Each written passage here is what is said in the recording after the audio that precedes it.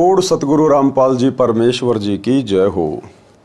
परम पिता परमात्मा सारी सृष्टि के रचनहार, कुल मालिक, असंख्य ब्रह्मांडों के स्वामी, जगत गुरु, तीनों लोकों में प्रवेश करके सबका भरण पोषण करने वाले राजाधिराज, आत्माधार, नाथों के नाथ, देवों के देव, महादेव, सर्वेश्वर, महेश्वर, मृत्युंजय, अजरो अमर, आदि अनादि, सनातनी प्रभु, जगत पिता जगदीश्वर, श्री श्री 1008 की उपाधि के वास्तविक अधिकारी, अकाल मूर्त, शब्द स्वरूपी राम, वासुदेव, सर्वगतम ब्रह्म, परम पूज्य, प्रथम पूज्य, परम संत, परम पुरुष, परम धनी, परम दयालु, सत्य कबीर, हक्का कबीर, अल्लाहु कबीर, अल्लाहु अकबर, बाखबर, अल्लाह ताला, जगत के तारणहार, जगत के मुक्तिदाता, जगत के जगन्नाथ, हारे के सहारे, हिंदुओं के राम, मुसलमानों के अल्लाह, सिखों के वाहिगुरु, ईसाइयों के मसीह, दया के सागर दया निधि, करुणा के सागर करुणा निधि, स्वयंभू परिभू, संकट मोचन, कष्ट हरण, मंगल करण, दुख भंजन, अविगत कबीर, निर्विकार निर्विषम परमात्मा, अलय अलेख सतगुरु, आदि अनादि सतगुरु, असली मर्यादा पुरुषोत्तम, असली राम, असली कृष्ण, असली घनश्याम, असली मुरारी, राजाओं के राजा, महाराजाओं के महाराजा, शहनशाहों के शहनशाह, सम्राटों के सम्राट, भगवानों के भगवान, अल्लाहों के अल्लाह, प्रभुओं के प्रभु, मसीहाओं के मसीह, सच्चे वाहिगुरु, बाबाओं के बाबा, पीरों के पीर, सेठों के सेठ, जगत सेठ, सावड़सा सेठ, सर्वगुण संपन्न, अनंत कोटि कलाओं के स्वामी, अनंत कोटि ब्रह्मांडों के नायक, योगियों में महायोगी, ध्यानियों में महाध्यानी, सिद्धों में परम सिद्ध, ज्ञानियों में तत्वज्ञानी, ब्रह्म ज्ञानी, महाज्ञानी, परम ज्ञानी, सर्वश्रेष्ठ ज्ञानी, विज्ञानी, युवा कबीर, समरथ कबीर, असमवात, अमित ओजा, सच्चे रहनुमा, करीम अल्लाह, सुभान अल्लाह, दुनिया के अंतिम पैगंबर, 8 सितंबर 1951 से गांव धनाना, जिला सोनीपत, हरियाणा, भारतवर्ष की पावन भूमि पे प्रकट रियल कल की भगवान श्री नारायण साकार हरि, श्री बाबा साहेब नूर अनंत परमात्मा, संत श्रोमणी सतगुरु रामपाल जी परमेश्वर जी के चरण कमल में साध संगति से जुड़े हुए देश विदेश से आप और हम सभी सत्संग भाई बहनों का अनंत कोटि दंडवत प्रणाम। सत्साई भाई और बहनों, दया परम पिता परमेश्वर जी की, सारी सृष्टि के सर्जनहार सतगुरु रामपाल जी भगवान की, जिनके शुभ आशीर्वाद से, विशेष आशीर्वाद से, उन्हीं के कर कमल से लिखित पवित्र पुस्तक जीने की राह के ऊपर वीडियो बनाने की श्रृंखला जारी है। इसी श्रृंखला में आज हमारा ये 25वें नंबर का वीडियो है। प्रत्येक वीडियो में गुरुदेव भगवान के आशीर्वाद से हमें भक्ति मार्ग से संबंधित बहुत सारी बातें पता चल रही हैं, जिन बातों को सुनकर समझकर हमारा आत्मविश्वास और हमारी दृढ़ता भक्ति मार्ग पर प्रकट होती जा रही है। तो भाई और बहनों, आज की वीडियो में गुरुदेव भगवान ने कुछ प्रश्नोत्तरी के माध्यम से जिज्ञासु भक्तों की शंकाओं का समाधान किया है। तो आगे बढ़ते हैं आज की वीडियो में। पवित्र पुस्तक जीने की राह, वीडियो नंबर 25 और पेज नंबर 211।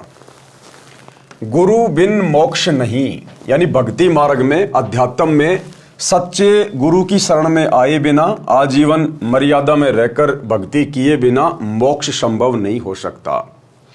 तो किसी ने प्रश्न किया, प्रश्न, क्या गुरु के बिना भक्ति नहीं कर सकते?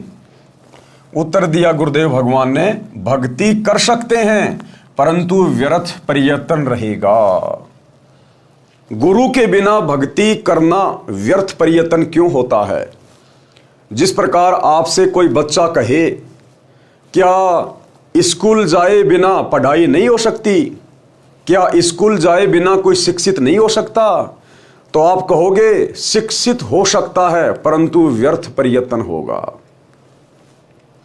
आप घर बैठकर पढ़ाई पढ़ सकते हैं, कई भाषाओं के जानकार हो सकते हैं, परंतु स्कूल गए बिना आपको डिग्री नहीं मिलेगी, आपको सर्टिफिकेट नहीं मिलेगा, आपको सरकारी नौकरी नहीं मिलेगी। इसी प्रकार गुरु धारण किए बिना जो व्यक्ति भक्ति करते हैं वो भक्ति कर सकते हैं, जैसा दान पुण्य वो करेंगे उसका प्रतिफल अवश्य मिल जाएगा, परंतु 84 लाख योनियां और नरक का कष्ट भोगने से वो आत्मा नहीं बच सकती। इसलिए अध्यात्म में गुरु बनाना अति आवश्यक है, और वो भी सच्चा गुरु बनाना अति आवश्यक है। सच्चे गुरु के बिना भी बात नहीं बनेगी। नकली गुरुओं की भक्ति करने से भी भक्ति करना व्यर्थ प्रयत्न होगा। और वर्तमान में इस पूरे विश्व में, इस पूरी पृथ्वी पर एकमात्र सच्चा गुरु, सच्चा सतगुरु केवल सतगुरु रामपाल जी हैं। इनके अलावा चाहे आप किसी भी आचार्य, शंकराचार्य, महामंडलेश्वर या डायरेक्ट ब्रह्मा विष्णु महेश की पूजा पाठ क्यों ना करें, वो आपका व्यर्थ प्रयत्न होगा। 84 लाख योनियों में जाकर गधे, कुत्ते, सुअर बनने वाला कष्ट और नरक का कष्ट भोगने से आप जी कदापि नहीं बच सकते। इसलिए गुरु भी सच्चा चाहिए, पूर्ण गुरु चाहिए, जो सर्व धर्मशास्त्रों के आधार से आपको भक्ति प्रदान करता हो। तो वर्तमान में ऐसा सतगुरु पूरे विश्व में केवल एक ही है, क्योंकि एक समय में पूरी पृथ्वी पर केवल एक ही सतगुरु होता है। तो क्या कहा है, क्या गुरु के बिना भक्ति नहीं कर सकते? भक्ति कर सकते हैं, परंतु व्यर्थ प्रयत्न होगा। दूसरा सवाल, कारण बताइए कि व्यर्थ प्रयत्न क्यों होगा? तो गुरुदेव ने उत्तर दिया, परमात्मा का विधान है जो सूक्ष्म वेद में कहा है, कबीर गुरु बिन माला फेरते, गुरु बिन देते दान, गुरु बिन दोनों निष्फल है, चाहे पूछो वेद पुराण। कबीर राम कृष्ण से कौन बड़ा, उन्हों भी गुरु कीन, और 3 लोक के वेदणी, गुरु आगे आधीन। भाई श्री रामचंद्र जी जो त्रेता युग में जन्मे थे, वो तो राजा के बेटे थे। उनको भला पढ़ाई पढ़ने के लिए गुरुकुल में जाने की क्या जरूरत थी? महर्षि वाल्मीकि जी के आश्रम में जाने की क्या जरूरत थी? वो तो राजा के बेटे थे। वो तो बिना गुरु के भी अपना सारा कार्य कर सकते थे। राजपाट तो उन्हीं को मिलना था, चाहे गुरु बनाओ ना बनाओ। यहां तो राजपाट मिल जाएगा, यहां तो आप सारी सुख सुविधा भोग लोगे जैसे तैसे करके, पाप कर्म करके, ऊंचे नीचे कुकर्म करके। परंतु ये शरीर छूटने के बाद जब धर्मराय के दरबार में जाओगे तो सबसे पहले आपसे यही पूछा जाएगा, आपने गुरु बना के भक्ति शुरू की या नहीं की? गुरु बनाया तो आपका गुरु कौन था, उसका नाम बताइए। वो अधिकारी था या नहीं था? क्या भक्ति की आपने, क्या भक्ति धन लेके आए? वहां पे ना किसी राजा की चलती, ना किसी उद्योगपति की चलती, ना वहां पर ब्रह्मा विष्णु महेश की चलती।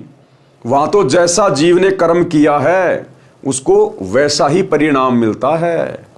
इसलिए गुरुदेव भगवान कह रहे हैं कि श्री रामचंद्र जी जो त्रेता युग में आए और द्वापर में श्री कृष्ण जी आए, जिनको आम हिंदू समाज भगवान मानता है, जब उनको भी गुरु धारण करके आध्यात्मिक दीक्षा लेनी पड़ी, उनको भक्ति करनी पड़ी, तो हम 2 कोटि के जीवों की क्या औकात, जो बिना गुरु बनाए हम लोग स्वर्ग में पहुंच जाएंगे, सदा सदा के लिए ऊपर के लोकों में निवास करेंगे या फिर मोक्ष प्राप्त कर लेंगे। ये तो सौपन में भी मत सोचना कभी। तो जब राम और श्री कृष्ण जैसे महापुरुषों ने गुरु धारण किए और भक्ति की, तो वर्तमान के 2 कोटि के कलयुगी जीव की भला क्या औकात। यदि गुरु नहीं बनाया तो सीधा सीधा लक 84 और नरक कुंड में डाला जाएगा। कबीर राम कृष्ण बड़े त्योपुर राजा, 3 गुरु बंद कीन निज काजा। कि श्री राम और श्री कृष्ण जी ने भी गुरु धारण करके फिर अपने सांसारिक कार्य किए, अपने राजपाट के कार्य किए। भावार्थ, गुरु धारण किए बिना यदि नाम जाप की माला फिराते हैं और दान देते हैं, वे दोनों व्यर्थ हैं। यदि आप जी को संदेह हो तो अपने वेदों तथा पुराणों में प्रमाण देख लो। श्रीमद् भगवत गीता 4 वेदों का सारांश है। गीता अध्याय 2 श्लोक 7 में अर्जुन ने कहा कि हे श्री कृष्ण, मैं आपका शिष्य हूं, आपकी शरण में हूं। गीता अध्याय 4 श्लोक 3 में श्री कृष्ण जी में प्रवेश करके काल ब्रह्म ने अर्जुन से कहा कि तू मेरा भगत है। पुराणों में प्रमाण है कि श्री रामचंद्र जी ने ऋषि वशिष्ठ जी से नाम दीक्षा ली थी और अपने घर व राजकाज में गुरु वशिष्ठ जी की आज्ञा लेकर कार्य करते थे। श्री कृष्ण जी ने ऋषि संदीपनी जी से अक्षर ज्ञान प्राप्त किया तथा श्री कृष्ण जी के आध्यात्मिक गुरु श्री दुर्वासा ऋषि जी थे। कबीर परमेश्वर जी हमें समझाना चाहते हैं कि आप जी श्री राम तथा श्री कृष्ण जी से तो किसी को बड़ा अर्थात समर्थ नहीं मानते हो। वे 3 लोक के मालिक थे, उन्होंने भी गुरु बनाकर अपनी भक्ति की, मानव जीवन सार्थक किया। इससे सहज में ज्ञान हो जाना चाहिए कि अन्य व्यक्ति यदि गुरु के बिना भक्ति करता है तो कितना सही है अर्थात व्यर्थ है। अगर श्री राम और श्री कृष्ण जी बिना गुरु बनाए भक्ति करते तो वो भी लक 84 में जाते, गधे कुत्ते सुअर की योनि भोगते। हालांकि भोगना तो उनको फिर भी पड़ेगा, क्योंकि अभी उनके पास में भक्ति धन बहुत ज्यादा है, इसीलिए तो वो ब्रह्मा विष्णु महेश की पोस्ट के ऊपर हैं। परंतु सत भक्ति उन्होंने भी नहीं की। वशिष्ठ गुरु ये सत भक्ति प्रदान करने वाले गुरु नहीं थे। दुर्वासा ऋषि सत भक्ति प्रदान करने वाले गुरु नहीं थे। द्वापर युग में यही कबीर भगवान करुणामय ऋषि के नाम से आए हुए थे, और त्रेता युग में यही कबीर भगवान मुनिंदर ऋषि के रूप में आए थे। तो ना तो श्री रामचंद्र जी ने मुनिंदर जी को अपना गुरु धारण किया था, और ना द्वापर में श्री कृष्ण जी ने करुणामय ऋषि को अपना गुरु धारण किया था। इसलिए ये आत्माएं भी जब इनका भक्ति धन समाप्त होगा, उस समय ये आत्मा भी कर्म आधार से लक 84 में जाएंगी। ये भी गधे कुत्ते सुअर के जन्म प्राप्त करेंगे, और फिर नई भक्ति युक्त आत्माओं को ब्रह्मा विष्णु महेश की पोस्ट पे बैठा दिया जाएगा। ये काल का चक्कर है। गुरु के बिना देखा देखी कही सुनी भक्ति को लोकवेद के अनुसार भक्ति कहते हैं। लोकवेद का अर्थ है किसी क्षेत्र में प्रचलित भक्ति का ज्ञान जो तत्व ज्ञान के विपरीत होता है। लोकवेद के आधार से ये दास संत रामपाल दास, श्री हनुमान जी, बाबा श्याम जी, श्री राम जी, कृष्ण जी, शिव जी तथा देवी देवताओं की भक्ति करता था। यानी स्वयं के लिए कह रहे हैं गुरुदेव भगवान कि जब तक मुझे सच्चा ज्ञान नहीं था, तब तक लोकवेद के आधार से सुनी सुनाई बातों के आधार से श्री राम और श्री कृष्ण और हनुमान जी को परमात्मा मान के मैं भक्ति किया करता था। हालांकि भाई और बहनों, जब आप धीरे धीरे इस ज्ञान में आगे बढ़ोगे, आपको गुरुदेव भगवान की वास्तविक स्थिति समझ में आएगी, तो फिर आप भली बातें जान जाएंगे कि इस प्रकार की बातें केवल परमेश्वर अपने आप को छुपाते हुए, और जो आत्मा राम कृष्ण की काफी लंबे समय से भक्ति कर रहे हैं उनको हिम्मत देने के लिए कि भाई देखो, मैं भी पहले 20 साल 25 साल तक हनुमान जी की भक्ति करता था, खाटू श्याम जी के जाता था, बाबा सालासर के मंदिर में जाता था, लेकिन जब मुझे ज्ञान हुआ तो मैंने सत भक्ति को पकड़ लिया तुरंत। तो इसी प्रकार गुरुदेव भगवान इनको किसी अन्य देवी देवताओं की भक्ति करने की आवश्यकता नहीं है। ये तो समर्थ है, इनसे ऊपर कोई देव नहीं, कोई महादेव नहीं। ये 33 करोड़ देवी देवता भी इन्हीं को आधार मान के अपनी भक्ति करते हैं। 33 कोटि अधारा ध्यावे 88 उतरे भवजल पारा कट है यम की फांसी। लेकिन यहाँ गुरुदेव भगवान जो भूमिका कर रहे हैं, अपने आप को छुपा कर जो ज्ञान प्रचार कर रहे हैं, उस आधार से वे हमें समझाने के लिए, हमारे को दृढ़ता देने के लिए कि आपने जितने दिन बाबा श्याम की भक्ति की, रामचंद्र जी की, श्री कृष्ण की, शिव जी की, कोई बात नहीं, वो भक्ति भी हमारे साथ में है। हमने कुछ तो सीखा ही है, कुछ तो हमने राम का नाम लिया ही है, वो भी हमारे साथ में है। वो भक्ति करते करते भी हमने जो दान पुण्य किए वो भी फल हमारे साथ में रहेगा। लेकिन अब हमने ज्ञान होने के बाद उन भक्तियों को छोड़ देना है, और जो भक्ति सतगुरु बताएगा हमने उस भक्ति को स्वीकार करना है। हनुमान जी की भक्ति में मंगलवार का व्रत, बूंदी का प्रसाद बांटना, स्वयं देसी घी का गिच चूरमा खाता था, बाबा हनुमान को डालडा वनस्पति घी से बनी बूंदी का भोग लगाता था, हरे राम हरे कृष्ण कृष्ण कृष्ण हरे हरे का मंत्र जाप करता था। किसी ने बता दिया कि ओम नाम सबसे बड़ा, इससे बड़ा ना कोई, ओम नाम का जाप करे तो शुद्ध आत्मा होई। इस कारण से ओम नाम का जाप शुरू कर दिया। ओम नमो शिवाय ये शिव का मंत्र जाप करता था। ओम भगवते वासुदेवाय नमः ये विष्णु जी का जाप करता था। तीर्थों पर जाना, दान करना, वहां स्नान करना, ये भी लोकवेद के आधार से करने जाता था। यानी वर्तमान में जिस प्रकार से आम प्राणी भक्ति से जुड़ा हुआ है, कहीं न कहीं मंदिर में, मस्जिद में, तीर्थों पे व्रत करता है, भिन्न भिन्न प्रकार के नाम जाप करता है, तो हम जीवों की स्थिति को समझाते हुए परमात्मा अपने ऊपर लेकर ये बातें कह रही हैं। एक छोटा सा सत्संग है भाई और बहनों, जिसमें परमात्मा इसी प्रकार की बातें कह रहे हैं, स्वयं के ऊपर लेकर कि हम सब ऐसे ही थे। फिर बाद में गुरुदेव ने बताया हम सब का मतलब है आप लोग। गुरुदेव ने हम सब में अपने आप को शामिल नहीं किया। गुरुदेव ने कहा कि यहां पर हम सब का मतलब है आप आत्माओं के लिए है ये शब्द। गुरुदेव ने तो ऐसा बोलना पड़ता हमें समझाने के लिए, लेकिन असल में ये शब्द आप और हम आत्माओं के लिए होता है। सुनिए छोटा सा सत्संग। सतलोक के बारे में आज तक जो जानकारी हमें प्राप्त हुई है,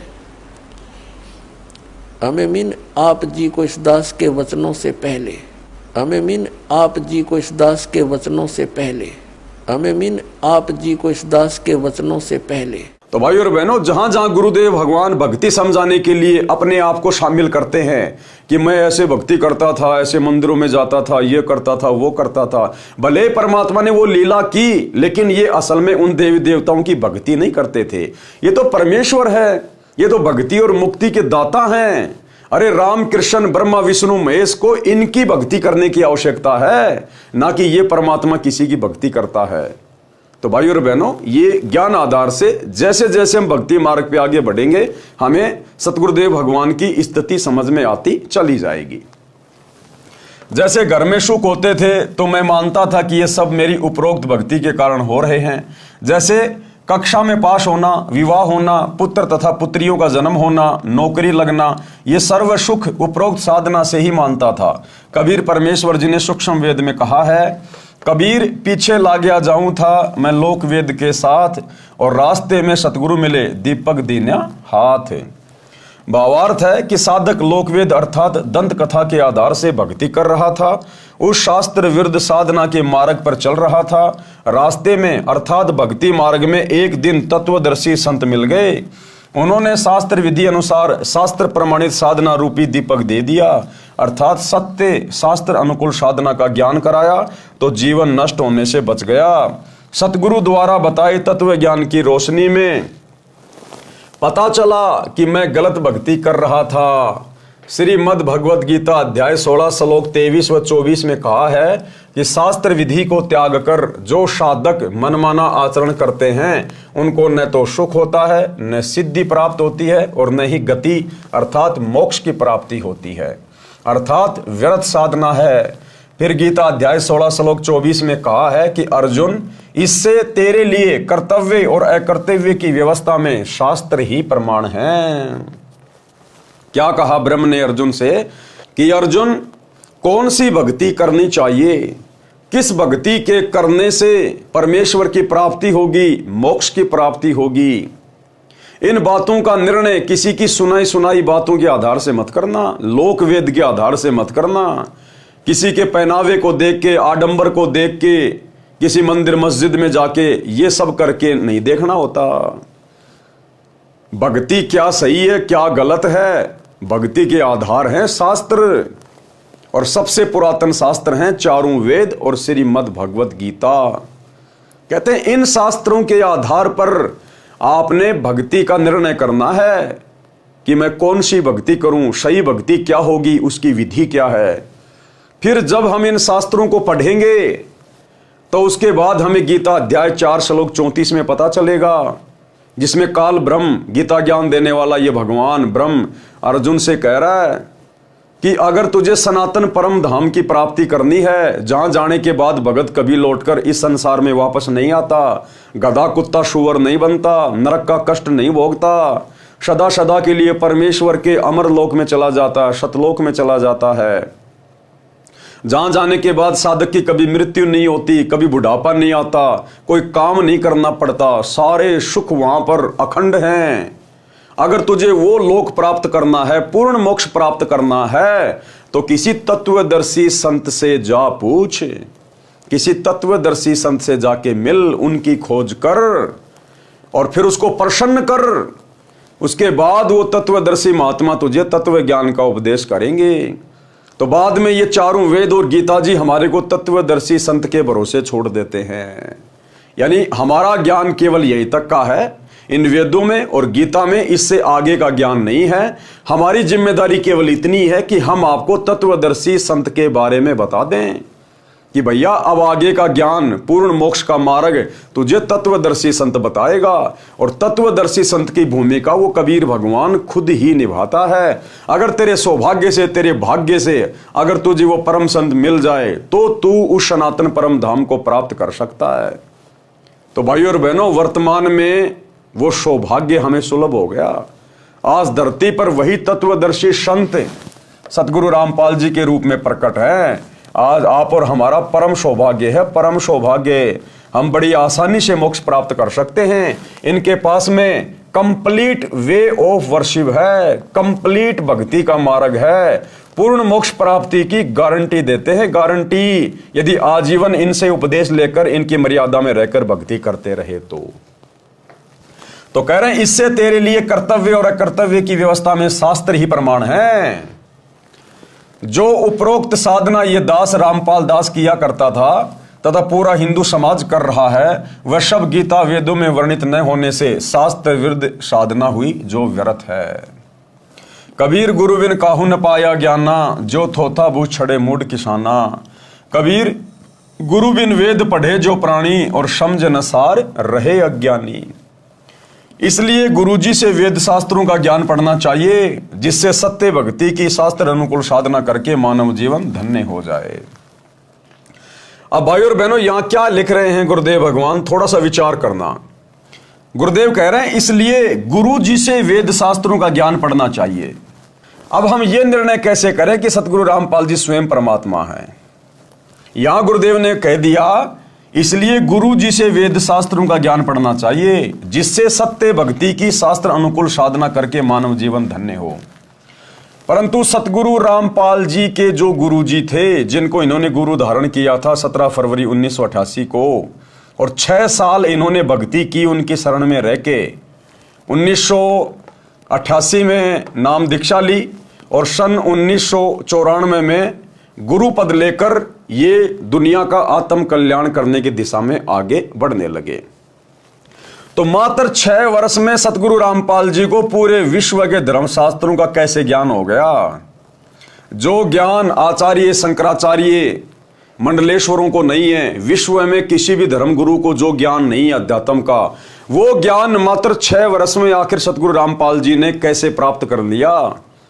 जबकि सतगुरु रामपाल जी के गुरु जी ने, स्वामी राम देवानंद जी ने कभी भी सतगुरु रामपाल जी को वेद नहीं पढ़ाए, गीता का ज्ञान नहीं दिया, पुराण नहीं पढ़ाए, क्योंकि संत रामपाल जी के गुरु जी आदरणीय राम देवानंद जी तो अनपढ़ थे, अनपढ़।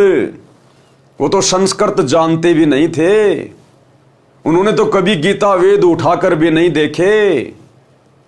फिर भला सतगुरु रामपाल जी ने गीता वेद कुरान पुराण कहां से पढ़े, किससे पढ़े, जो आज पूरे विश्व को शास्त्र पढ़ा रहे हैं, ज्ञान दे रहे हैं? इसलिए भाई और बहनों, यहां यह सिद्ध होता है कि सतगुरु रामपाल जी स्वयं परमात्मा हैं, परमेश्वर हैं, ये जगत गुरु हैं।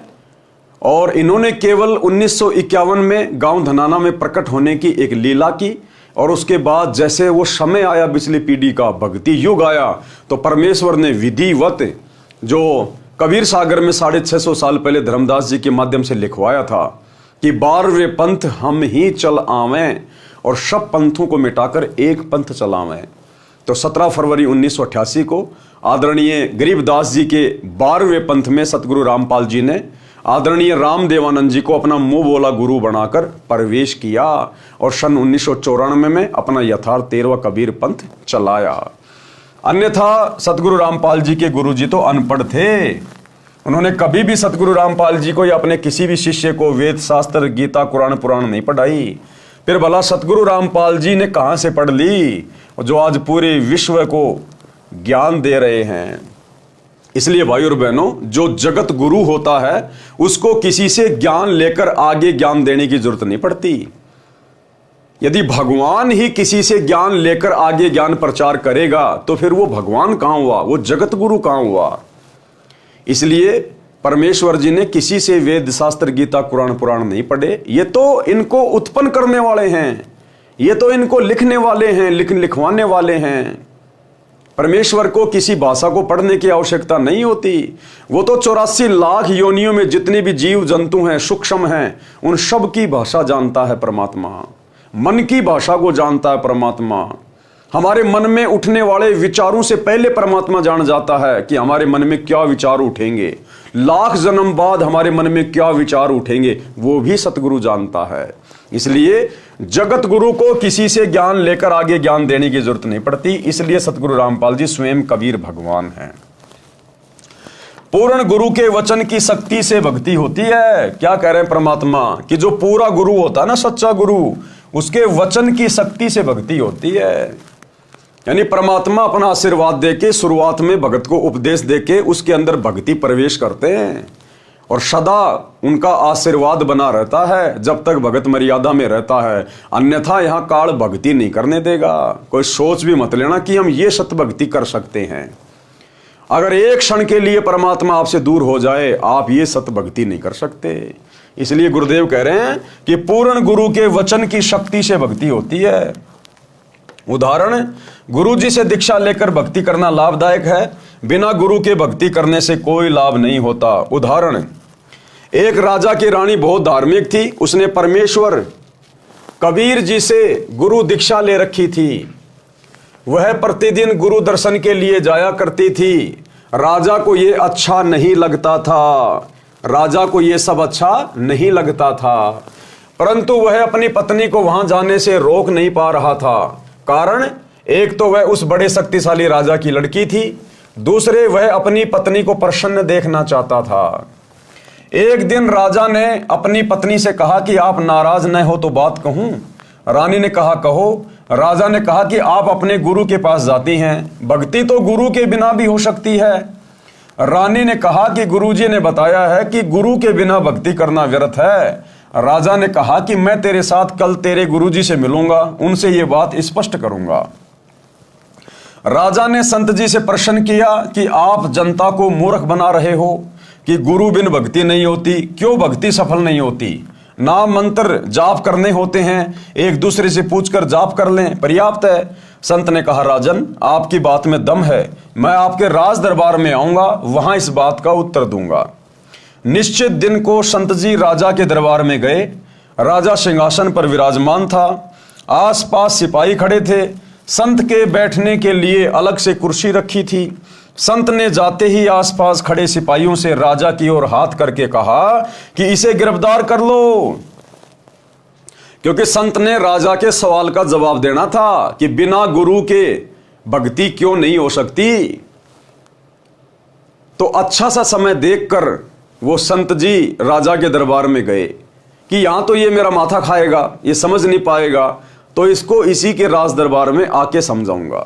अब संत जी ने एक दिन राजा को समय दे दिया कि फला फला दिन मैं आपके राज दरबार में आऊंगा आपके सवाल का जवाब देने के लिए। राजा बड़ा प्रसन्न हुआ।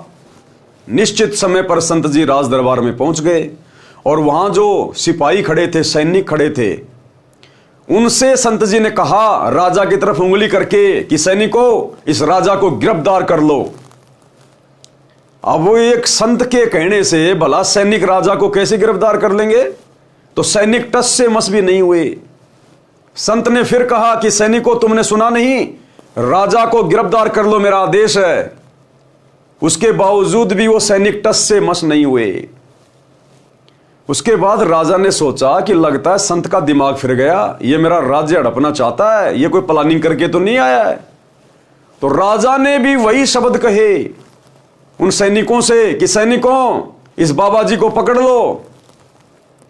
राजा के द्वारा केवल इतना कहना हुआ और सैनिकों ने आकर संत जी को जमीन से 1 फुट ऊपर उठा लिया और अगले आदेश की प्रतीक्षा कर रहे थे। उसी समय संत जी ने कहा कि राजा, दरबार में आए हुए अतिथि का इस प्रकार से निरादर थोड़ी करवाते हैं। तो राजा ने कहा कि तू बात ही ऐसी कर रहा है, तू तो मेरा राज्य हड़पने की कोशिश कर रहा है। तो संत जी ने कहा कि मैं तो तेरे राज्य के ऊपर थूकना भी पसंद नहीं करता, थूकना भी। अगर मुझे यही सब कुछ चाहिए होता तो मैं साधु बन के भक्ति नहीं करता। तो बोला फिर क्यों कर रहे थे सब कुछ? बोला पहले मेरे को जमीन पे तो टेक मेरे पैर। तो राजा ने आदेश दिया सैनिकों छोड़ दो। सैनिकों ने छोड़ दिया।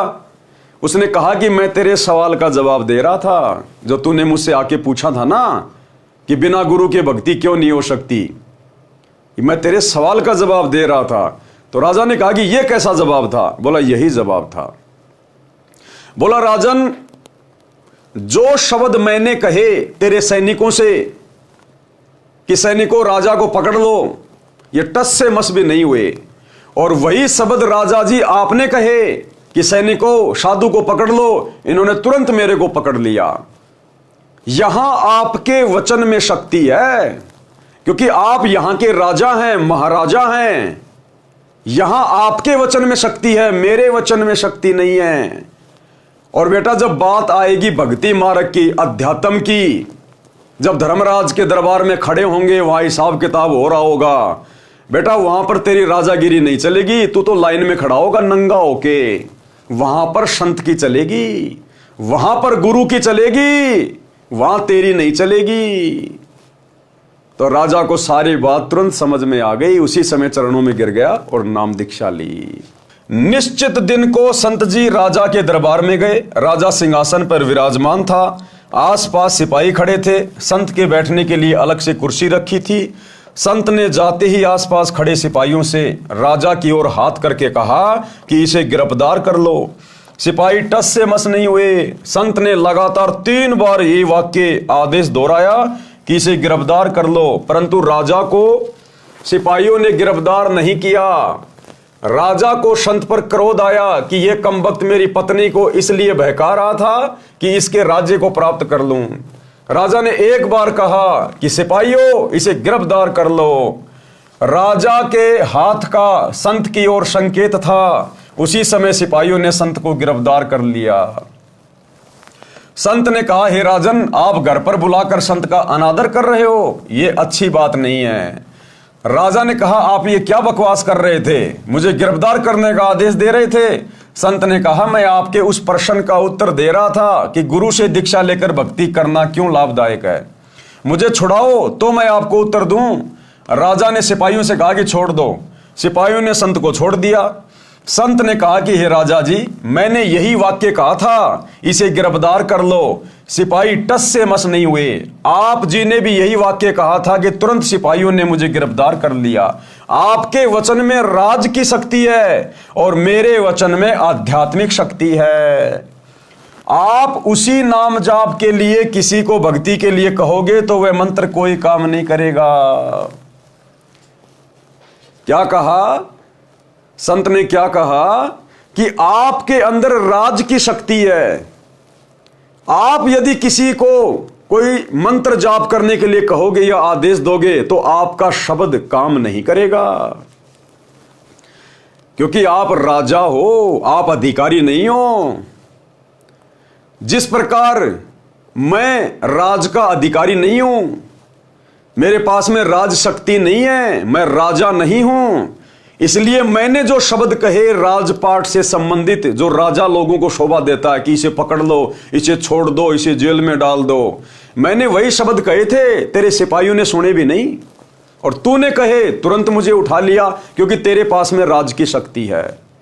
ठीक इसी प्रकार मेरे पास अध्यात्म की शक्ति है। जो मंत्र मैं दूंगा, जो भक्ति करने का मैं आदेश दूंगा, यदि उस प्रकार से भक्ति की जाएगी तो उस भक्ति की शक्ति से मोक्ष प्राप्त करोगे, 84 लाख योनियों से छूट जाओगे, नरक में गिरकर महाकष्ट भोगने से बचोगे।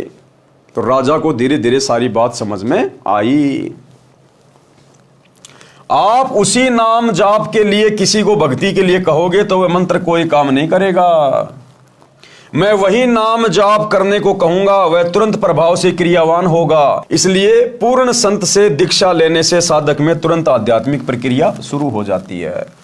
उसकी आत्मा में भक्ति का अंकुर निकल आता है। सूक्ष्म वेद में कहा है कि सतगुरु पशु मानुष कर डारे और सिद्धि देकर ब्रह्म विचारे। भावार्थ, सतगुरु पहले मनुष्य को सत्संग सुना सुना कर नेक इंसान बनाते हैं, सर्व बुराइयों को छुड़वाते हैं, फिर अपनी भक्ति की सिद्धि अर्थात शक्ति शिष्य के अंतःकरण में शब्द से प्रवेश करके ब्रह्म अर्थात परमात्मा की साधना करने के लिए विचार प्रबल करते हैं, जिससे साधक की रुचि भक्ति में दिनों दिन बढ़ती है। फिर वह देवता बन जाता है। कबीर जी ने कहा है कि कबीर बलिहारी गुरु अपना, घड़ी घड़ी 100 बार, और मानुष से देवता किया करत न लाई बार। इसलिए कहा है कि कबीर गुरु बिन माला फेरते, गुरु बिन देते दान, गुरु बिन दोनों निष्फल है, चाहे पूछो वेद पुराण। योग यज्ञ तप दान करावे और गुरु विमुख फल कभी नहीं पावे।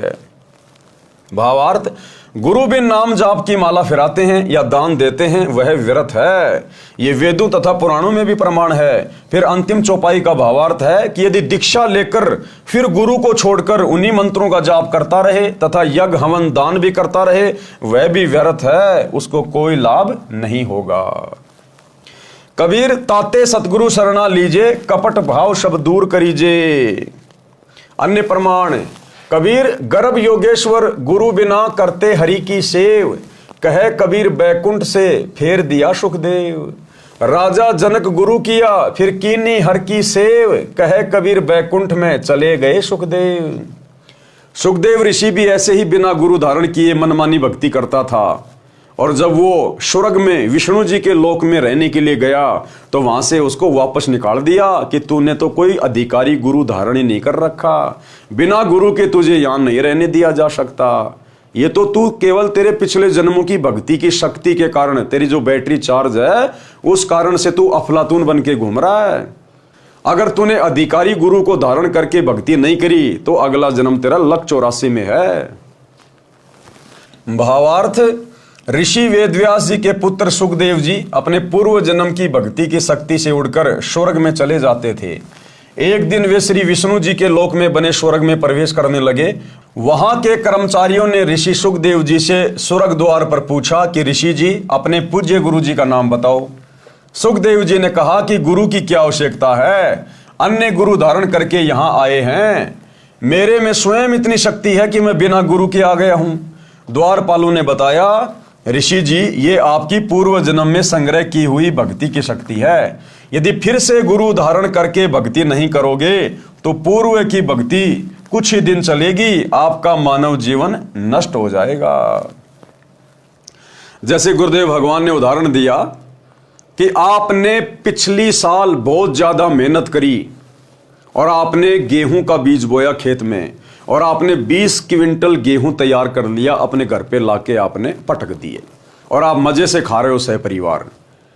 अब की बार आप जी गेहूं की फसल बीज नहीं रहे और आप कह रहे हो नहीं नहीं मेरे घर में किस चीज की कमी है, मेरे पे तो खूब अनाज पड़ा हुआ है, मैं तो ठाट बाट से खाऊंगा।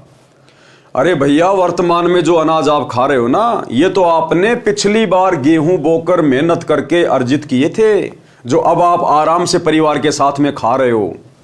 अगर अब की बार फिर से गेहूं की फसल नहीं की तो अगले साल क्या खाओगे?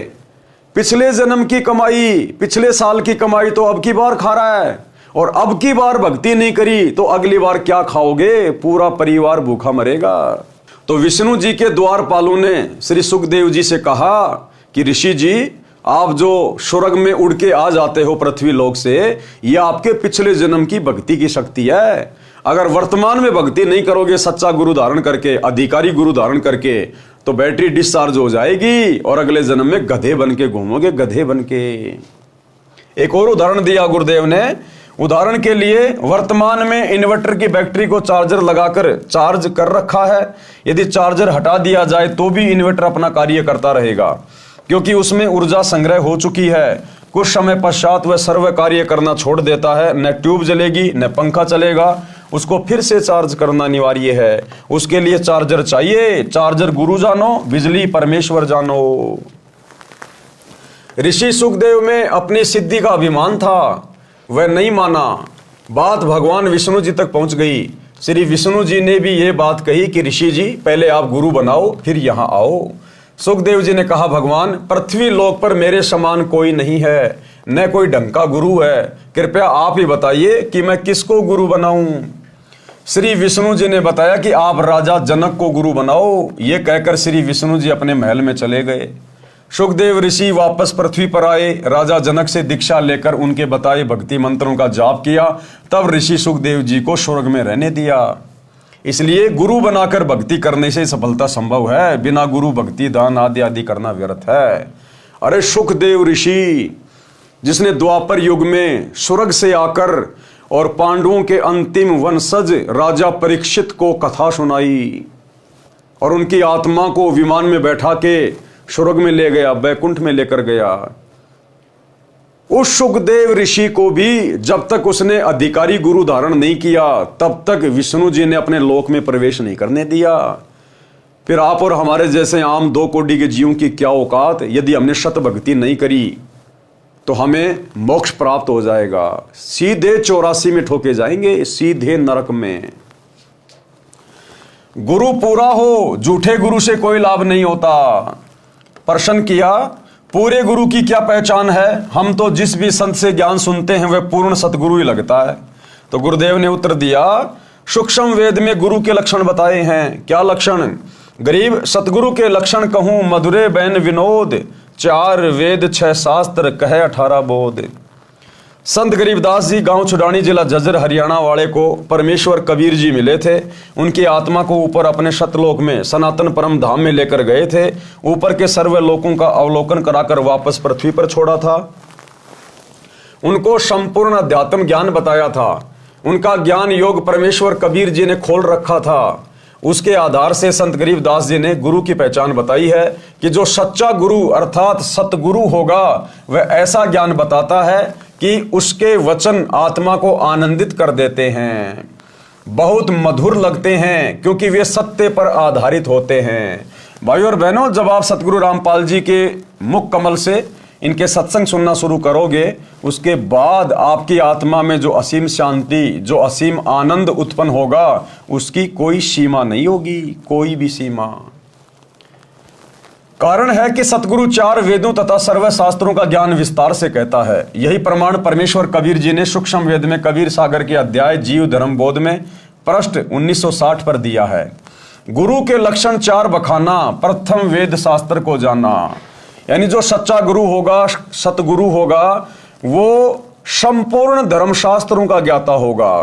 केवल हिंदू धर्म के नहीं, केवल मुसलमान धर्म के नहीं, जैन या ईसाई धर्म के नहीं, पूरे विश्व में जितने भी धर्म ग्रंथ हैं उन सभी का वो पूर्णतया जानकार होगा, ज्ञाता होगा, जो सच्चा सतगुरु होगा। गुरु के लक्षण 4 बखाना। प्रथम वेद शास्त्र को ज्ञाना। दूजे हरि भक्ति मन कर्म वाणी। दूसरा वो खुद एक भगत की भूमिका करके जो भक्ति अपने शिष्यों को देगा, वो भक्ति वो स्वयं भी मन कर्म वचन से करेगा, स्वयं भी। दूजे हरि भक्ति मन कर्म वाणी। तीजे समदृष्टि कर जानी। तीसरा उसका लक्षण ये होगा कि वो पक्षपात नहीं करेगा, कोई छुआछात नहीं करेगा, भेदभाव नहीं करेगा, किसी भी जाति का, किसी भी धर्म का, काला गोरा ठिगना लंबा मोटा पतला जैसा भी व्यक्ति होगा, साधक होगा, भगत होगा, वो सबको समान दृष्टि से देखेगा, सभी को समान ज्ञान देगा, सभी को उपदेश देगा। जिसकी जैसी भक्ति होगी, जिसकी जैसी मर्यादा होंगी, उस आधार से उनको लाभ देगा। वो कोई भेदभाव नहीं करेगा। तीजे समदृष्टि कर जानी। चौथे वेद विधि सब कर्मा। और चौथा लक्षण क्या होगा? वो जो भी भक्ति बताएगा धर्मशास्त्रों के आधार से बताएगा, अपना मनमाना आचरण किसी के ऊपर नहीं थोपेगा। वो जो भी भक्ति क्रिया बताएगा उसको शास्त्रों से प्रमाणित करेगा। चौथे वेद विधि सब कर्मा। ये 4 गुरु गुण जानो मर्मा। सरलार्थ कबीर परमेश्वर जी ने कहा है कि जो सच्चा गुरु होगा उसके 4 मुख्य लक्षण होते हैं। नंबर 1, सब वेद तथा शास्त्रों को वह ठीक से जानता है। नंबर 2, दूसरे वह स्वयं भी भक्ति मन कर्म वचन से करता है, अर्थात उसकी कथनी और करनी में कोई अंतर नहीं होता। नंबर 3, तीसरा लक्षण यह है कि वह सर्व अनुयायियों से समान व्यवहार करता है, भेदभाव नहीं रखता। चौथा लक्षण यह है कि वह सर्व भक्ति कर्म वेदों 4 वेद जो सभी जानते हैं, ऋग्वेद, यजुर्वेद, सामवेद, अथर्ववेद तथा 5वां वेद सूक्ष्म वेद है, इन सर्व वेदों के अनुसार करता और करवाता है। तो भाई ऐसा सतगुरु, ऐसा गुरु आज इस पूरी पृथ्वी पर बल्कि 21 ब्रह्मांड में सतगुरु रामपाल जी के अलावा दूसरा कोई नहीं है। ढूंढने से भी नहीं मिलेगा भाई, चाहे कितनी बड़ी बैटरी लेके निकल लेना, आपको ढूंढने से भी नहीं मिलेगा, ढूंढने से भी इनके अलावा। वेदों यानी 4 वेदों ऋग्वेद, यजुर्वेद, सामवेद तथा अथर्ववेद में केवल ओम यह एक नाम है जाप करने का। प्रमाण यजुर्वेद अध्याय 40 मंत्र 15 तथा 17 में। मंत्र 15 में कहा है कि ओम नाम का सुमरण कार्य करते करते करो, विशेष तड़प के साथ करो, मनुष्य जीवन का परम कर्तव्य मानकर सुमरण करो। ओम का जाप मृत्यु पर्यंत करने से इतना अमृतत्व प्राप्त हो जाएगा जितना ओम के सुमरण से होता है। यजुर्वेद अध्याय 40 मंत्र 15 में कहा है। अब ये ओम मंत्र है इस काल का, ज्योति निरंजन का, 21 ब्रह्मांड के स्वामी का, इस ब्रह्म का। और ओम नाम का यदि आपने विधिवत जाप किया, वो भी अधिकारी गुरु से नाम लेकर, तो आप कहां जाओगे मृत्यु उपरांत? उसके ब्रह्म लोक में जाओगे जहां पर वो ब्रह्म रहता है, काल रहता है। और गीता अध्याय 8 श्लोक 16 में फिर उसने कहा है कि ब्रह्म लोक पर्यंत सर्व जीव पुनरावर्ती में हैं। कि जो ओम नाम का जाप करके मेरे ब्रह्मलोक में आ जाता है ना, वो यहां स्वर्ग की बजाय अधिक समय तक आनंद उठाता है। लेकिन जब उसकी बैटरी डिस्चार्ज होगी, उसके पुण्य खत्म होंगे, उसके बाद उसको भी नीचे जाना पड़ेगा, नरक भी भोगना पड़ेगा, 84 लाख योनियों में गधे कुत्ते सूअर के जन्म भी भोगने पड़ेंगे। पूर्ण मोक्ष नहीं है, स्थायी मोक्ष नहीं है मात्र ओम नाम के जाप से। यजुर्वेद अध्याय 40 मंत्र 17 में वेद ज्ञान दाता ब्रह्म ही है। कहा है कि जो पूर्ण परमात्मा है वह तो परोक्ष यानी छुपा है, यानी अव्यक्त है, वह सबकी दृष्टि में नहीं आता। जिस प्रकार एक पेड़ को पोषण पेड़ की जड़ों से मिलता है, लेकिन वो जड़ें दिखाई नहीं देती हैं, वो जमीन के अंदर रहती है जो पूरे वृक्ष को पोषण देती है।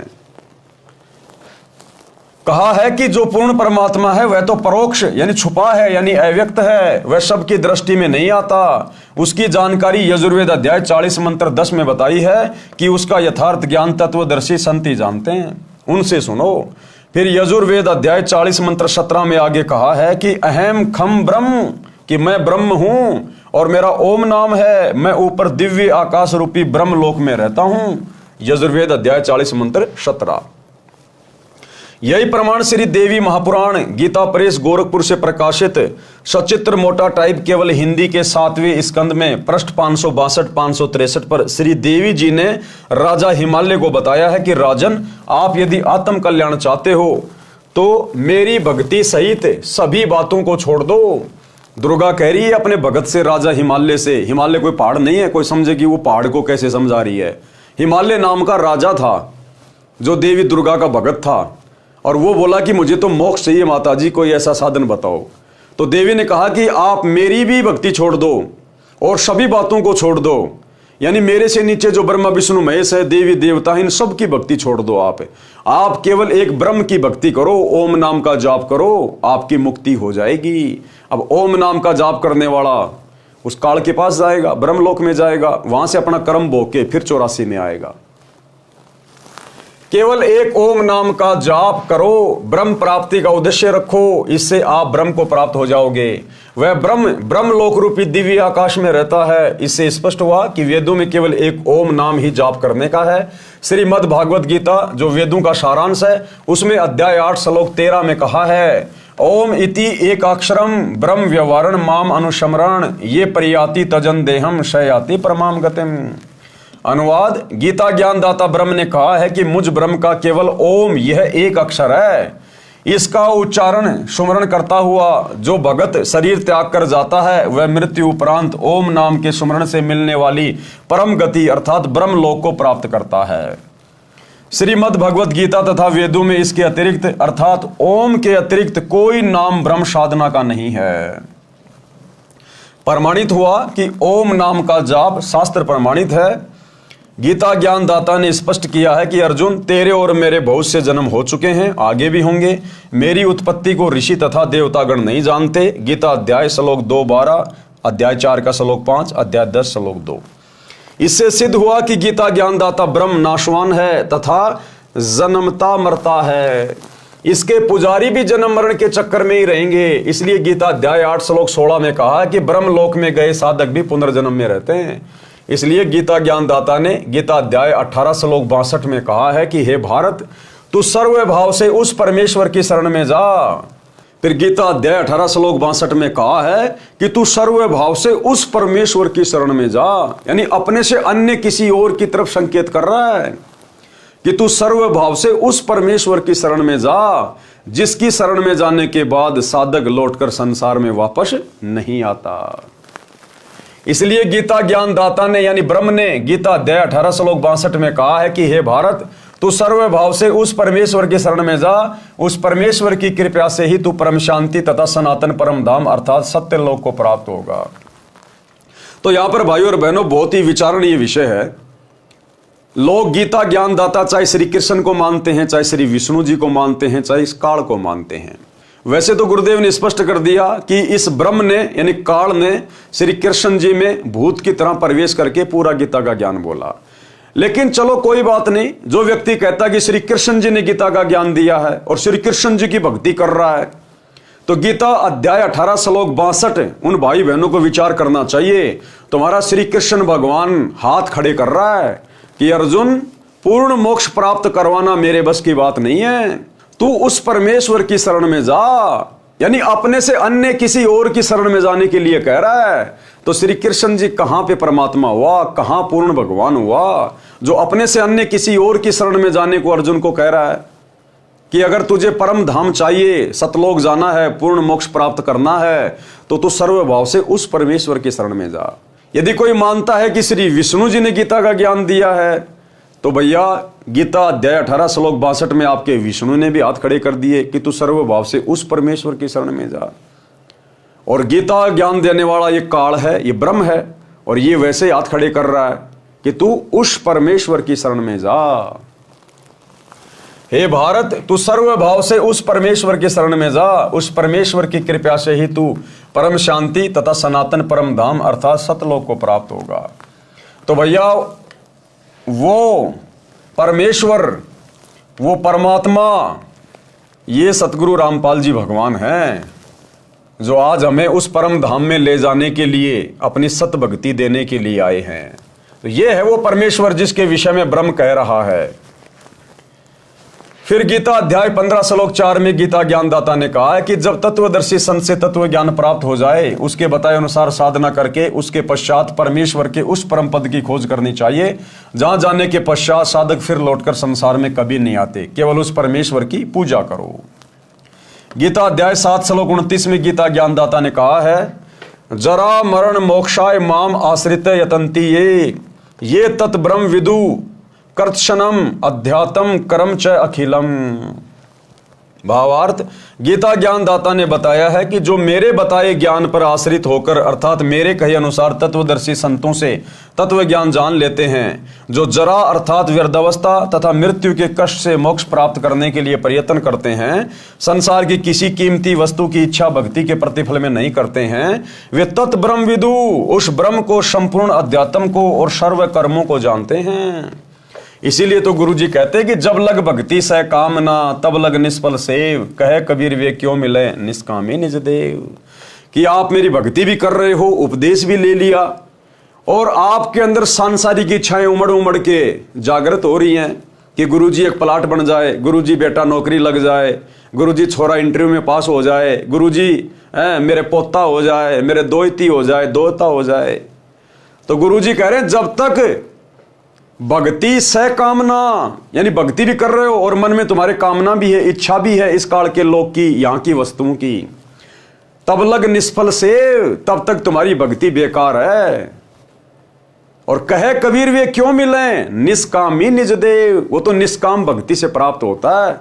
तो काल भी यही बोल रहा है कि जब वो तत्वदर्शी संत आपको प्राप्त हो जाए, उसकी भक्ति मिल जाए, उसके बाद संसार की किसी कीमती वस्तु की इच्छा भक्ति के प्रतिफल में जो नहीं करते हैं, और जो केवल बुढ़ापे के और मृत्यु के कष्ट से बचने के लिए भक्ति करते हैं कि भगवान दोबारा से कभी ये मनुष्य जन्म ना मिले, 84 में ना जाएं, हमें तो मोक्ष प्रदान कर दो, कहते हैं वही आत्माएं भक्ति कर पाएंगी, वही आत्माएं मोक्ष प्राप्त कर पाएंगी। अर्जुन ने गीता अध्याय 8 श्लोक 1 में पूछा कि तत्ब्रह्म क्या है। इसका उत्तर गीता ज्ञानदाता ने गीता अध्याय 8 के श्लोक 3 में दिया है। कहा है कि वह परम अक्षर ब्रह्म है। कौन? परम अक्षर ब्रह्म, सतलोक का राजा, ये कबीर भगवान। गीता अध्याय 8 श्लोक 5 तथा 7 में तो गीता ज्ञानदाता ने अपनी भक्ति करने को कहा है और विश्वास दिलाया है कि मेरी भक्ति से मुझे प्राप्त होगा, मेरी भक्ति से जन्म मरण कर्म चक्कर बना रहेगा, युद्ध भी करना पड़ेगा, परम शांति नहीं हो सकती। कौन कह रहा है? काल कह रहा है। फिर गीता ज्ञानदाता ने तुरंत गीता अध्याय 8 श्लोक 8, 9, 10 में कहा है कि तत् ब्रह्म अर्थात परम अक्षर ब्रह्म की भक्ति करने वाला उस सच्चिदानंद घन ब्रह्म अर्थात मेरे से दूसरे दिव्य परमेश्वर को प्राप्त होगा। इसी प्रकार परम अक्षर ब्रह्म की महिमा गीता अध्याय 15 श्लोक 17 में बताई है।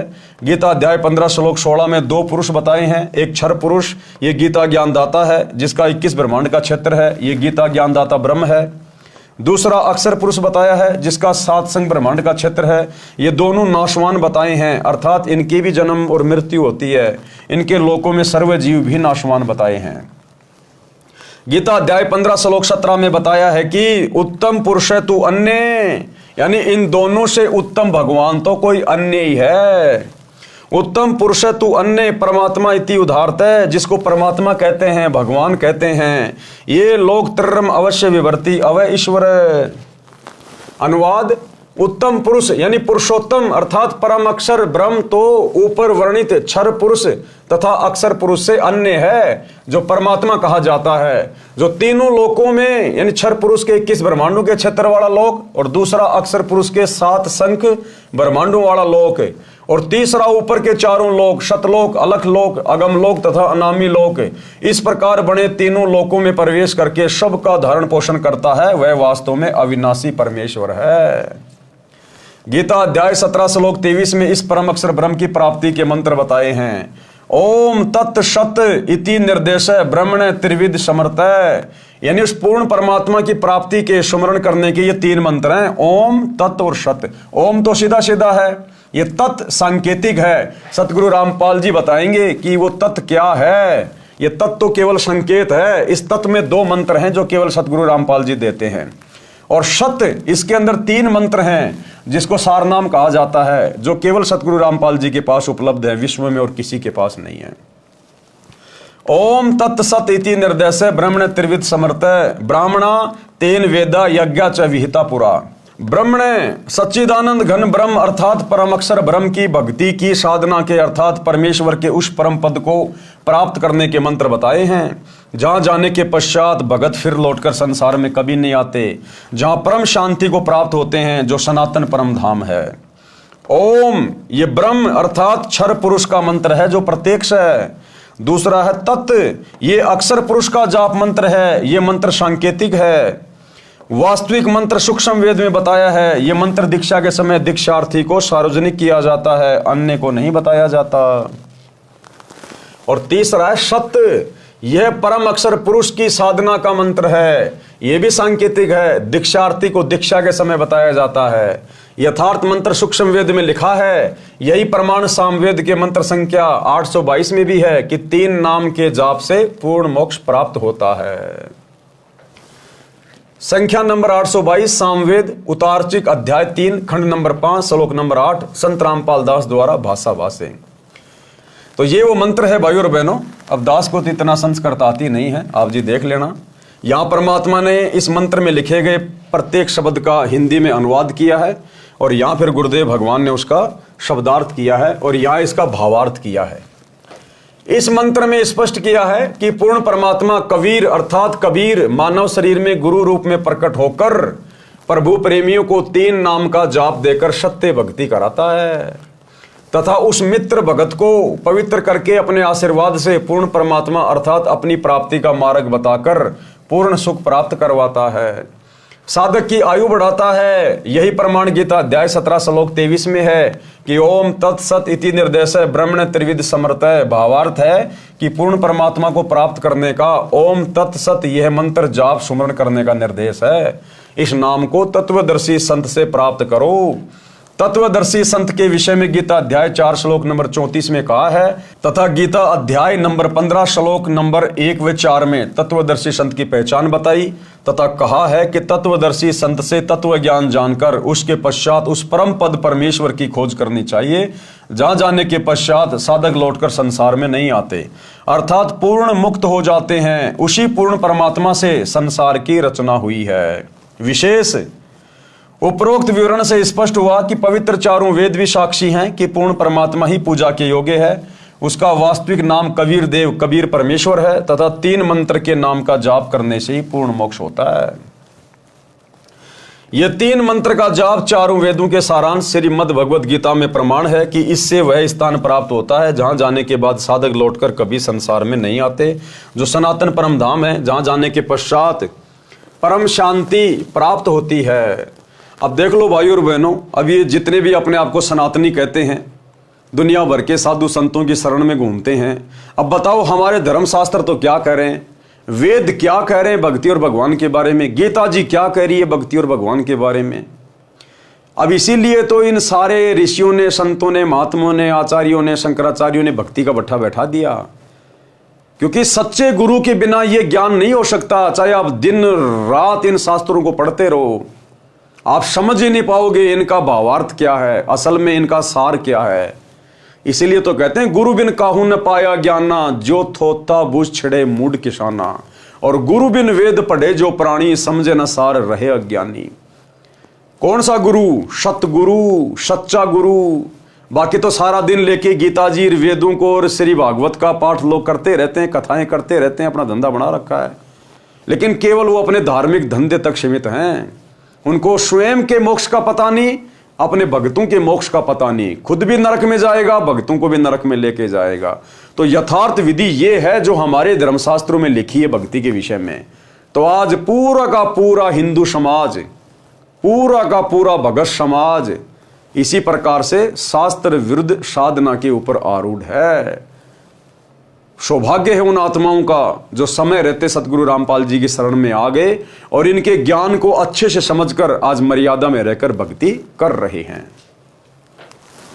वेदों व गीता में यह अनमोल 3 नाम का मंत्र अस्पष्ट अर्थात सांकेतिक है। इसलिए चारों वेदों व गीता अनुसार साधना करने से वह स्थान व परमात्मा प्राप्त नहीं हो सकता। क्योंकि गीता जी में तो खाली 3 मंत्र बोल दिए, ओम तत् सत। अब ओम तो सीधा मंत्र है, तत् और सत्य ये सांकेतिक है, ये कोड वर्ड में है। अब इसको बताएगा कौन? वो तत्वदर्शी संत बताएगा।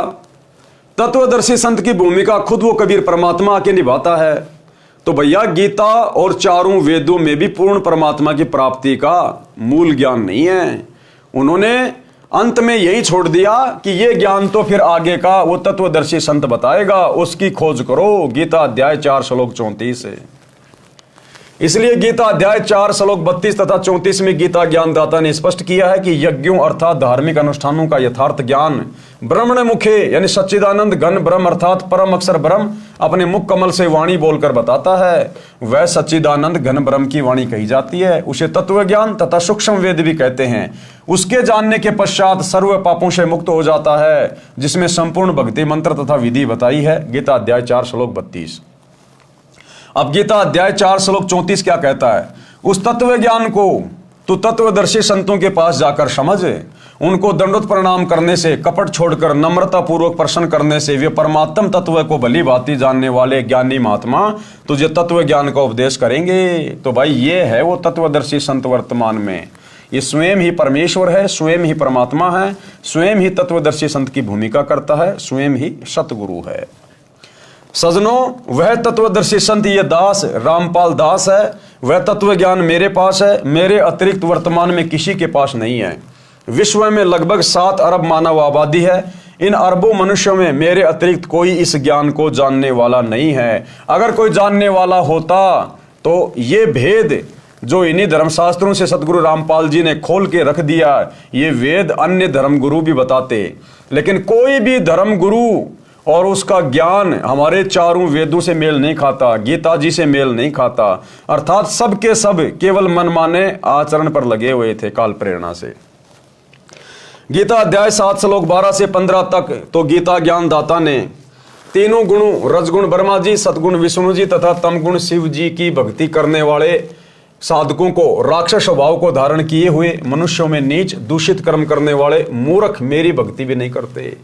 यानी गीता का ज्ञान देने वाले काल ने, ब्रह्म ने गीता अध्याय 7 श्लोक 12 से 15 में तीनों गुणों की भक्ति करने वाले यानी ब्रह्मा विष्णु महेश की भक्ति करने वाले, श्री राम की भक्ति करने वाले, श्री कृष्ण जी की भक्ति करने वाले, देवी देवताओं की भक्ति करने वालों को 4 गालियां निकाली हैं। 4 गालियां क्या कहा है कि राक्षस स्वभाव को धारण किए हुए और मनुष्यों में नीच दूषित कर्म करने वाले मूर्ख मेरी भक्ति भी नहीं करते। फिर गीता ज्ञानदाता ने गीता अध्याय 7 श्लोक 16 से 18 तक अपनी साधना करने वालों की स्थिति बताई है कि मेरी भक्ति 4 प्रकार के करते हैं: आरत, अर्थार्थी, जिज्ञासु और ज्ञानी। इनमें केवल ज्ञानी साधक श्रेष्ठ बताया, परंतु वह भी तत्व ज्ञान न होने के कारण मेरी वाली अर्थात ब्रह्म की अनुत्तम अर्थात घटिया गति में ही स्थिर रह गया। गीता अध्याय 7 श्लोक 19 में गीता ज्ञानदाता ने कहा है कि मेरी पूजा भी जन्म जन्मांतरों के अंत के जन्म में कोई ज्ञानी आत्मा ठीक से करता है। अन्यथा अन्य उपासना में ही लगे रहते हैं। ये बताने वाला महात्मा तो बहुत दुर्लभ है कि केवल वासुदेव अर्थात सर्वगतम ब्रह्म ही सब कुछ है। उसी की भक्ति करने से परम शांति प्राप्त होती है और उसी की भक्ति से सनातन परम धाम प्राप्त होता है। उसी की भक्ति से वह परम पद प्राप्त होता है जहां जाने के पश्चात साधक फिर लौटकर संसार में कभी नहीं आते। वह परम अक्षर ब्रह्म सर्व का उत्पत्ति करता है। वही संसार रूपी वृक्ष की मूल है जो तीनों लोकों में प्रवेश करके सबका धारण पोषण करता है। वही पाप नाशक है, वही पूर्ण मोक्षदायक है। उसी की भक्ति करनी चाहिए। तो आज हम किसकी भक्ति कर रहे हैं? उसी परमेश्वर की भक्ति कर रहे हैं। सतगुरु रामपाल जी की भक्ति कर रहे हैं। प्रिय पाठकों, वह तत्वदर्शी संत वर्तमान में ये दास रामपाल दास है। मेरे पास संपूर्ण वेद शास्त्रों का ज्ञान है। वासुदेव भगवान की भक्ति के संपूर्ण मंत्र हैं, क्योंकि स्वयं ही वासुदेव भगवान है। वासुदेव का मतलब होता है जिसका वास, जिसकी उपस्थिति सब जगह हो, उसको कहते हैं वासुदेव। जिसकी शक्ति, जिसकी ऊर्जा सर्व ब्रह्मांडों में हर जगह हो, उसको कहते हैं वासुदेव। और क्या करें गुरुदेव? मेरे पास संपूर्ण वेद शास्त्रों का ज्ञान है। और एक छोटा सा सत्संग गुरुदेव के मुख कमल से गुरुदेव कह रहे हैं, कोई ये ना समझना कि भाई सतगुरु रामपाल जी को तो केवल हिंदू धर्म में होने के कारण केवल हिंदू धर्म के शास्त्रों का ही ज्ञान है, खाली गीता का और वेदों का ही ज्ञान है। नहीं, गुरुदेव कह रहे हैं इस विश्व में जितने भी धर्मशास्त्र हैं उन सब का ज्ञान मेरे पास में है। सबका ज्ञान, केवल एक हिंदू धर्म का नहीं। पूरे विश्व में तकरीबन 300 के आसपास देश हैं पूरे विश्व में, और हर देश का एक भक्ति इतिहास है, हर देश का एक शास्त्र है। तो गुरुदेव कह रहे हैं पूरे विश्व के जितने भी धर्मशास्त्र हैं उन सब का ज्ञान केवल एकमात्र गुरुदेव के पास में है। क्योंकि गीता का समझना कोई बालकों का खेल नहीं। परमात्मा बुद्धि दे अपने कृपा पात्र पे, तभी ये अनमोल ग्रंथ समझ में आते हैं। और टीचर उसी को कहते जो हमारे सिलेबस को ठीक से जाने।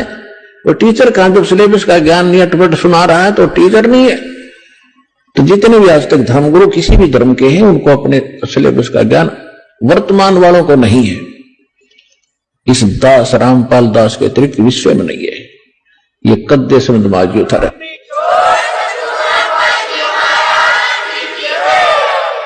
और दास को पूरे विश्व के जितने ग्रंथ है सबका जानकारी है, एक की नहीं। क्योंकि हमारा जन्म तो हिंदू धर्म में हुआ।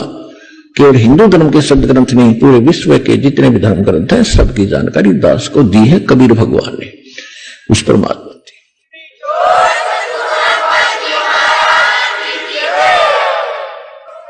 तो सोचिए भाई और बहनों, कौन है गुरुदेव? वासुदेव। अरे भैया, विश्व के सभी देशों के धर्मशास्त्रों का ज्ञाता तो वो होगा जिसको विश्व के सभी देशों की भाषा का ज्ञान होगा।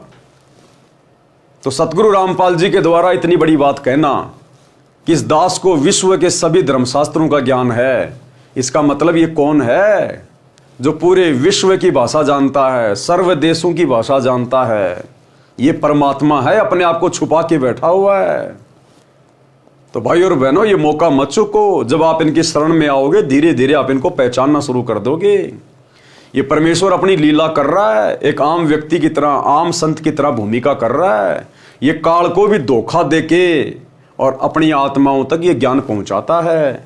जब ठीक का समय आएगा, आने वाले दिनों में पूरे विश्व को पता चलेगा कि एकमात्र वासुदेव परम अक्षर ब्रह्म पूर्ण ब्रह्म परमेश्वर कौन है। सतगुरु रामपाल जी के अलावा किसी को अन्य में परमात्मा नजर नहीं आएगा। और ये ज्यादा दिन की बात नहीं है, 2028 के बाद पूरी दुनिया इनके चरणों में नतमस्तक हो जाएगी। क्योंकि 2028 युग परिवर्तन का समय है। उसके बाद जितने भी प्राणी बचेंगे इस पृथ्वी पर महाविनाश के बाद, वो सब इनके चरणों में आकर भक्ति करेंगे। अर्थात इनसे उपदेश लेके अपने अपने घर बैठ के भक्ति करेंगे। वो इन्हीं के दिशा निर्देशन में पूरे विश्व का शासन संचालित होगा। तो उस समय सबको पता चल जाएगा। लेकिन भाई और बहनों, वो समय आए, उस समय आप अपनी दुर्गति कराओगे, अपने परिवार की दुर्गति कराओगे। क्या पता आप उस समय बच पाओ ना बच पाए, आपका परिवार बचे ना बचे। तो उससे पहले समय रहते यदि आपके पास ये संदेश पहुंच रहे हैं, सतगुरु रामपाल जी का कोई सत्संग मिल रहा है, पहुंच रहा है, कोई पुस्तक पहुंच रही है, तो उसको ध्यान से पढ़ना शुरू कर दो, सत्संग सुनना शुरू कर दो और अतिशीघ्र महीने 2 महीने में ज्ञान को समझकर उपदेश लेकर अपना और अपने परिवार का कल्याण कराओ, नहीं तो आने वाले समय में दुर्गति के अलावा कुछ भी हाथ नहीं लगेगा।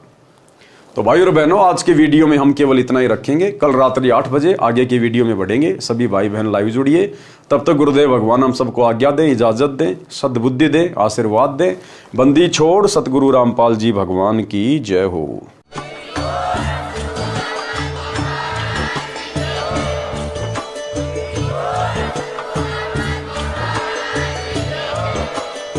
भाई जो गुरु बचन पे डट गे, कट गे फंद 84 के, कट गे फंद 84 के, कट गे फंद 84 के। भाई जो गुरु बचन पे डट गे, कट गे फंद 84 के, कट गे फंद 84 के, कट गे फंद 84 के।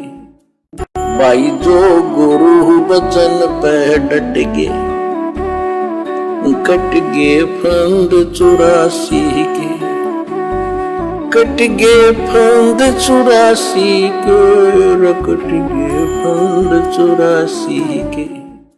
भाई जो गुरु बचन पे डट गे, कट गे फंद 84 के, कट गे फंद 84 के, कट गे फंद 84 के।